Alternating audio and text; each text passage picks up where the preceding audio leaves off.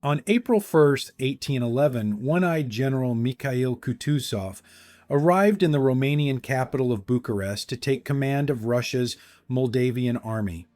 The indecisive war with Turkey had dragged on now for 5 exhausting years.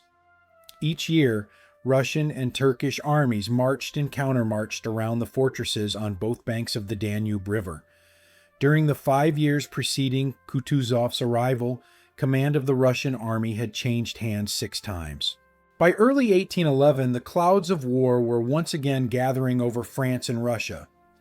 After the Peace of Tilsit in 1807, the honeymoon between the two powers was over, and both countries were again massing troops on their respective sides of the Niemen River. Tsar Alexander I's instructions to Kutuzov were to bring the war against Turkey to an end as rapidly as possible and on acceptable terms. In anticipation of the upcoming conflict with Napoleon, the main Russian army was assembling in Lithuania along the Polish border. Shortly prior to Kutuzov's arrival in Romania, 5 out of 9 infantry divisions in the Moldavian army were recalled north to rejoin the main Russian army. This left Kutuzov with 27,000 infantry, 13,500 regular cavalry and Cossacks, and 4,500 artillery, plus a small rowboat flotilla on the Danube. This force was stretched thin, defending more than 650 miles along the north bank of the Danube River, the border between Russian-occupied Romania and Ottoman-controlled Bulgaria. Immediately after arriving in Bucharest, Kutuzov launched a flurry of activity reorganizing his forces, gathering supplies, and improving training. His efforts did not remain unnoticed by the Turks, and detachments from all over Turkey's European possessions began to arrive on the Danube. Soon, close to 80,000 Ottoman troops under Grand Vizier Ahmed Bey gathered opposite the main Russian force. Kutuzov was ideally suited to lead the Russian army against the Turks. The majority of Kutuzov's military career had been spent fighting the Turks. Mikhail Ilarionovich Galinishev Kutuzov, shortened to Kutuzov, was born on September 16, 1745, into a military family. Kutuzov began his career as an artilleryman, but his first active duty assignment was as an infantry company commander.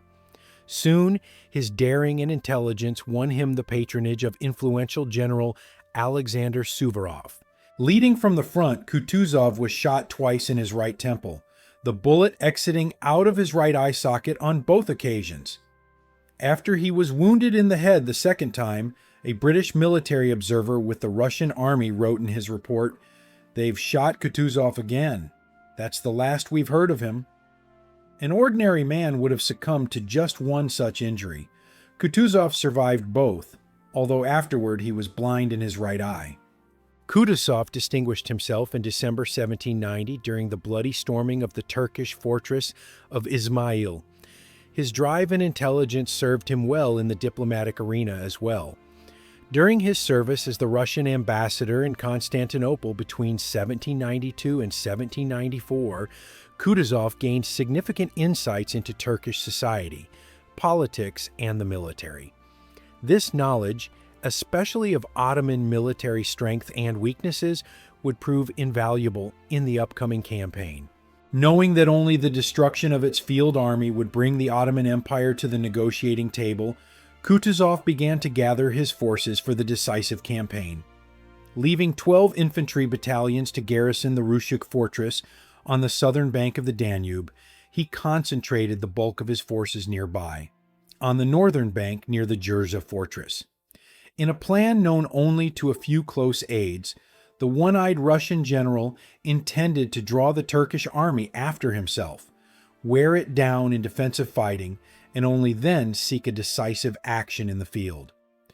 Well aware of tumultuous relations between Ottoman provincial governors and the central imperial authority in Constantinople, Kutuzov made subversion and subterfuge a vital part of his strategy. Lieutenant-General A.P. Zas, commanding a division-sized detachment on the extreme right flank opposite the town of Vidin, received instructions from Kutuzov for some behind-the-scenes manipulations. Zas's primary mission was to prevent the Ottoman forces from using Vidin as a viable base for invasion into a Russian-held section of Romania, known as the Little Wallachia. The Grand Vizier was planning just such an incursion into Romania, gathering up 400 boats of various sizes near Vidin for ferrying his forces across the Danube. A strong force of Turkish troops under Ismail Bey was marching toward Vidin to make use of the boats gathered there. The military commandant of Vidin Fortress, a corrupt Ottoman official named Mullah Pasha, was using a large portion of the boats to conduct a profitable personal trade up and down the Danube River. Knowing through his spies that Mullah Pasha was currently out of favor in Constantinople, Kutuzov had Zas enter into secret negotiations with him. The Russians offered to buy the majority of the boats at Vidin if the Turkish official would conveniently place them within the Russian striking distance. Zas also informed Mullah Pasha, quite fictitiously, that Ismail Bey was bringing orders to execute him for graft. The strategy paid off handsomely. Not only did Mullah Pasha secretly sell the portion of boats under his command to Zas, he also promptly informed the Russians about the Ottoman operational plans for the Vidin sector. In the middle of June, the Turkish army numbering close to 60,000 men began to advance toward Ruschuk.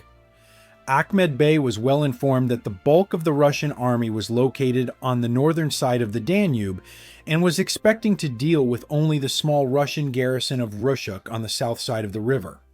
Unknown to him, upon learning of Turkish advance, Kutuzov recrossed the Danube with his main force and by June 19th began taking up positions roughly 3 miles south of Ruschuk. The two forces converging on each other were greatly unequal in numbers. Facing nearly 60,000 Turks, the 18,000-strong Russian force was divided into 32 infantry battalions, 40 regular cavalry squadrons, and 3 Cossack regiments. Only in artillery did the Russians have the qualitative and quantitative advantage of 114 cannons versus 78 Turkish ones. In addition, while the Russian cannons were the modern field artillery pieces, the Turks employed mainly much older and bulkier cannons, unwieldy on a battlefield. The area immediately south of Ruschuk was ill-suited for either defense or offense, with a multitude of ravines, orchards, and vineyards crisscrossing the hilly terrain. Kutuzov's plans were to deploy his troops on a small low plateau where his disciplined troops could negate the enemy's numerical superiority. The Turkish commander, in turn, planned to work his forces around the Russian flanks, speedily capture Ruschuk and its bridges over the Danube, and after pinning the Russian army against the river, force it into surrender. Early in the morning on June 20th, a strong body of Turkish cavalry, covered by a thick fog, charged the Russian pickets. Lieutenant General Alexander Voynov, veteran of the Battle of Austerlitz, personally led forward a force of 2 cavalry regiments and 4 infantry battalions. After a sharp clash, the Turkish cavalry withdrew.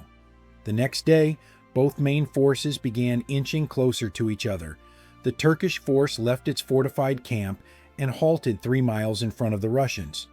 The Russian commander, reinforced by 6 out of 12 battalions of the Russian garrison, took to the field with his main body. The opposing armies spent the night arrayed in their battle formations. The Russian army was deployed in 3 lines. Knowing that Ahmed Bey would try to take advantage of his numerous cavalry, Kutuzov formed all 11 of his infantry regiments into squares prior to the start of the battle. Unlike the contemporary norm of battalion squares, the Russian commander formed his troops into large regimental squares. The first line consisted of 5 formations. The second line, 4, all arranged in a checkerboard pattern for mutual support, with artillery deployed in the spaces between the squares. The third line of Kutuzov's battle deployment was made up of 5 cavalry regiments, under the command of Voynov. Ottoman forces opened the battle at the first light on June 27 with an intense bombardment all along the line. A wave of Turkish cavalry launched itself simultaneously at both Russian flanks and the center. In an action reminiscent of Napoleon's battle at the Pyramids 13 years prior, The furious Ottoman cavalry charges were impotent in the face of European discipline and firepower. The unmovable Russian squares put up spirited musketry and blasted their attackers away with point-blank grape-shot volleys. Even before the disordered survivors of the first charge retreated, the Grand Vizier launched the second attack. A strong body of Turkish cavalry, supported by infantry and artillery, advanced against the Russian right flank. While their cavalry and artillery frontally engaged the enemy, Turkish infantry began to work around the Russian right flank, skillfully using the cover of numerous gullies. Soon they were pouring their musket fire onto the two rightmost Russian infantry regiments. Pinned down by the close proximity of Ottoman cavalry, the Russian Arkhangelski and Schlüsselburgsky regiments had to remain in square formations, suffering heavy casualties from Turkish musket and cannon fire. Observing that his right-hand regiments were being flanked, Kutuzov sent forward the 37th Jaeger Regiment with orders to extend the line.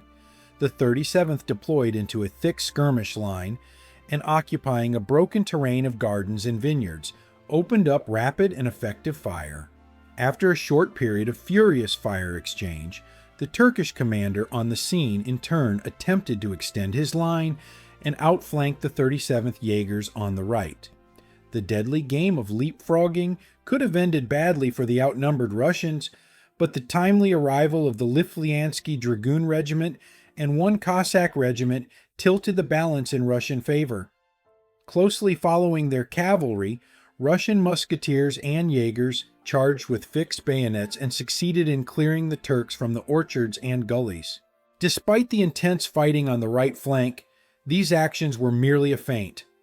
Around 9 a.m., more than 10,000 Anatolian Sipahis, feudal cavalry led by the capable commander Bosniak Aga, launched an all-out attack on the Russian left flank. Ignoring casualties, the impetuous Turkish cavalry burst through both lines of Russian infantry squares and fell upon the Russian cavalry in the third line. The Belaruski Hussars and Kinburnsky Dragoons bore the brunt of this attack and were routed. Exploiting their success, the Turkish cavalry split into two parts. One made straight for Ruschuk with all haste, the other veered left and began to threaten the Russian line from the rear. Sensing the critical moment in battle, Kutuzov sent all the Russian cavalry under Voinov against the second part of the Turkish cavalry that broke through. Blasted by the musketry of the Russian squares and vigorously counterattacked by Russian cavalry, the Turks gave way. After a series of running fights, the Ottoman cavalry was forced to take shelter behind a small hill on the Russian left flank, where it tried to reorganize itself for another attack. At this moment, 3 Russian reserve infantry battalions and columns charged the hill. Supported by their own cavalry, the Russian infantry cleared the hill of Turks, inflicting heavy casualties on the milling Ottoman horsemen. Following close on the heels of the retreating Turks, Kutuzov ordered a general advance, and the whole of the Russian line went forward. After clearing the field of the enemy, the Russian infantry stopped short of attacking the heavily fortified Turkish camp and returned to Ruschuk. Despite the fact that the 12-hour battle ended with both armies in essentially the same positions where they started, the Russians were justifiable winners in the struggle. Severely outnumbered, Russian forces had won the day through discipline and tenacity. Turkish casualties amounted to more than 4,000 and killed, wounded, and taken prisoner, while Russian casualties came to roughly 800 men. During the next month, both sides continued to pull in their outlying detachments to bolster their main armies for the upcoming showdown. On his own authority, Kutuzov returned 2 infantry divisions already departed for the northern front. Knowing that Tsar Alexander I wanted the divisions intact for the upcoming struggle against Napoleon, Kutuzov shifted them to the relatively quiet far left flank.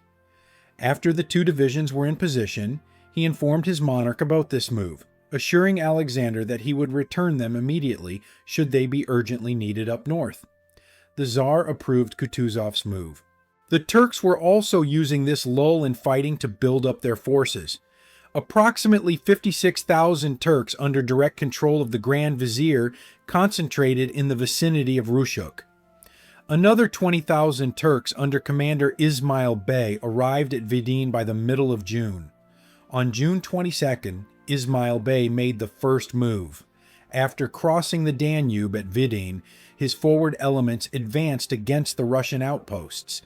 Mullah Pasha's treachery resulted in fewer boats available to ferry Ismail Bey's troops across, slowing down the Ottoman progress.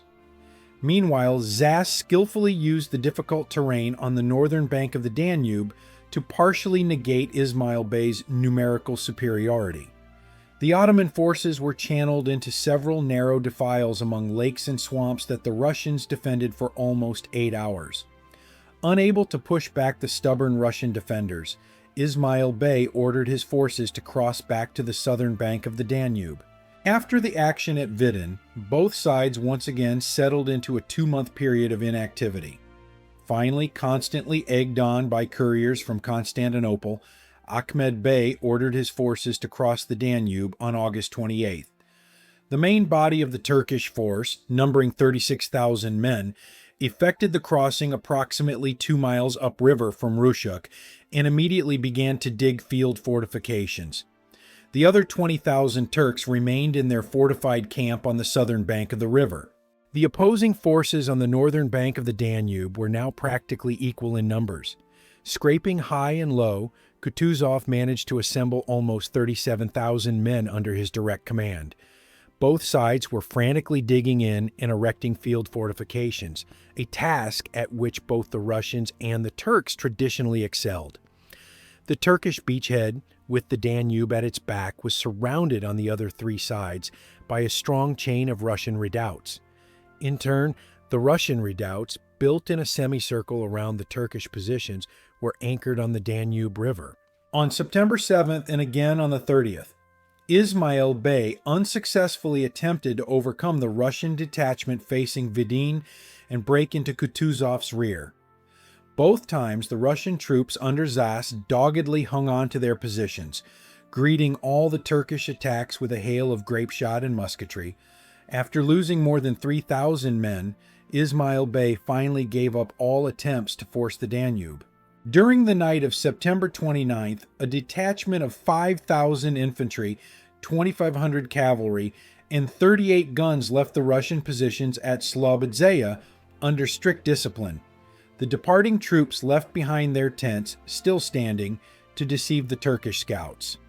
The 10-mile night march took them due west to the village of Petroshani and then 2 more miles south to the Danube River.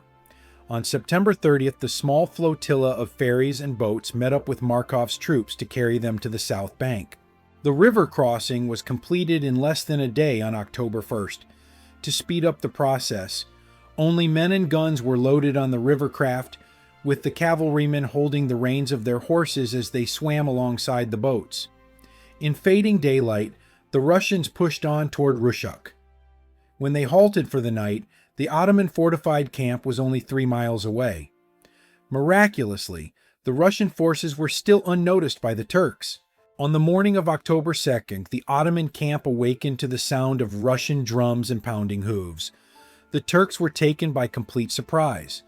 The Russian cavalry and infantry broke into the Turkish camp practically unopposed and began to deal out severe punishment. Not knowing that they outnumbered their attackers almost 3-1, the 20,000 Turks scattered, losing close to 2,000 men killed, wounded, and taken prisoner. The victorious Russians lost fewer than 50 men. The retreating Turks left behind 22 flags and banners, 8 cannons, and a large wagon train full of gunpowder, lead, and foodstuffs. The southern portion of Ottoman army had been destroyed. The 36,000 Turks now were completely surrounded in their beachhead on the northern side of the river as the Russian army began merciless bombardment of their encampment. The Russian Danube flotilla also joined the action, its large caliber guns causing considerable damage to the Turks.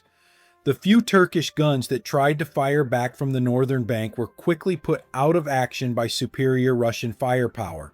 The Turkish forces on the northern bank of the Danube relied on the flow of supplies from Ruschuk. With their supply base captured and their food quickly gone, the Ottoman troops were forced to butcher and eat their horses. Hundreds of the Ottoman soldiers began dying of hunger. Small groups of Turks braved the Russian fire and tried to cross the river under cover of darkness. With the Russian gunboats in the water and the Cossacks patrolling both sides of the river, most of these desperate escape attempts ended in disaster. Having securely locked up the larger portion of the Ottoman army, Kutuzov turned his attention west toward Ismail Bey. In a series of sharp engagements, he drove the only remaining Turkish force away from the Vidin fortress.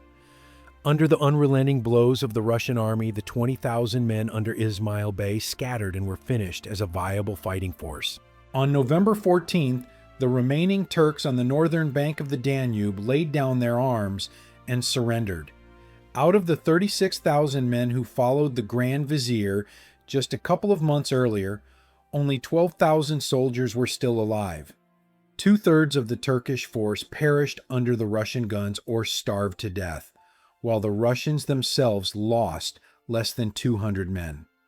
The Ottoman field army, fractured and destroyed piecemeal, ceased to exist. The Turkish Sultan, knowing the desire of Tsar Alexander Thurson to reach a peace settlement as soon as possible, held out for better terms for himself.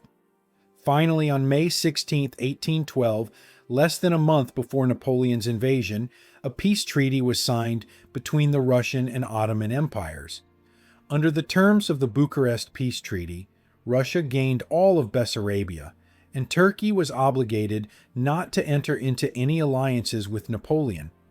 The Russian-Turkish border was established along the Pruth River, up to its confluence with the Danube River. The next year, in the culmination point of his career, Kutuzov oversaw the destruction and expulsion of Napoleon's Grand Army from Russia. The one-eyed warrior did not live to see Napoleon's downfall, however. Weakened by exhaustion and pneumonia, the aging general died in April 1813 in Poland. He was buried at St. Petersburg. Beloved by the rank-and-file Russian soldiers and respected by posterity, Kutuzov still occupies a well-earned place on the illustrious roll of Russian commanders.